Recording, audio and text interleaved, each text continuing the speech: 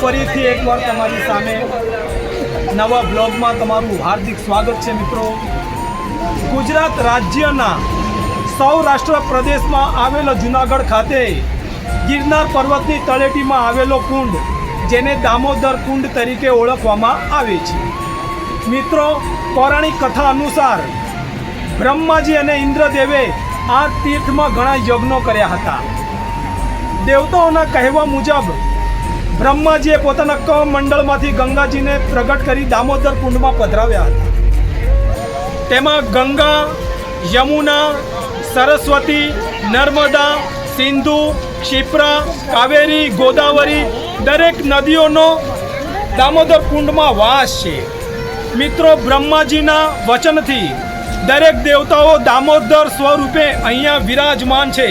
ત્યારથી આ કુંડને દામોદર કુંડ તરીકે ઓળખવામાં આવે છે। મિત્રો, ભગવાન શ્રી કૃષ્ણનો જન્મ મથુરામાં થયો, તેમનું મૃત્યુ ભાલકા તીર્થમાં થયું અને તેમની અસ્થિ તેમના પૌત્ર અનુરુદ્રના હાથે દામોદર કુંડમાં પધરાવવામાં આવી। મિત્રો, અહીંયા મનુષ્યની અસ્થિ પધરાવવામાં આવે છે જે તદ્દન ગળી જાય છે અને મોક્ષને પ્રાપ્ત થાય છે।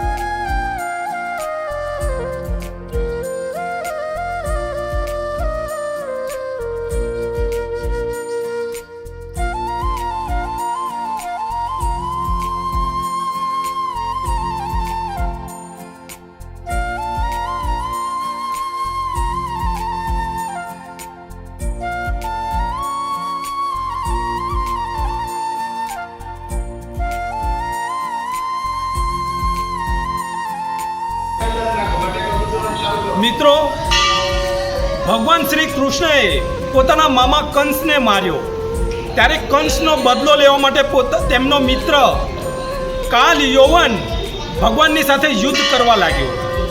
ભગવાન શ્રી કૃષ્ણ અને કાલ યૌવનનું યુદ્ધ થયું।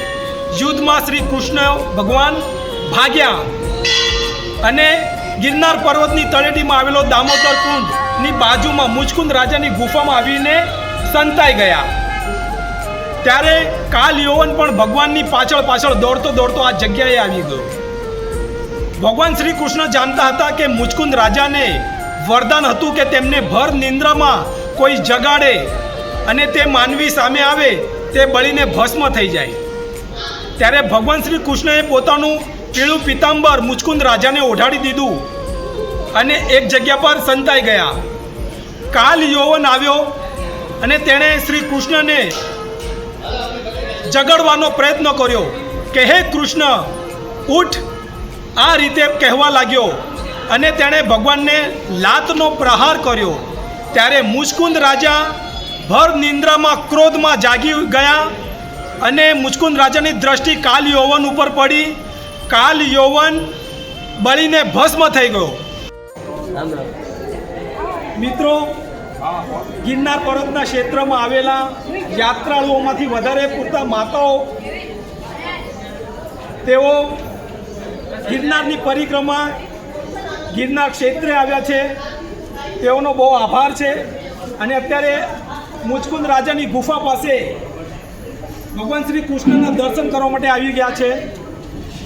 ભાઈશ્રીને પૂછીશ કે તમારું નામ શું, પહેલાં મને એ જણાવો. શિવરામભાઈ છે. તો અહીંયા યાત્રામાં આવ્યા પછી તમને કેવો આનંદ લાગ્યો તે તમને દર્શક મિત્રોને જણાવો. બહુ આનંદ લાગ્યો, બહુ મજા આવી.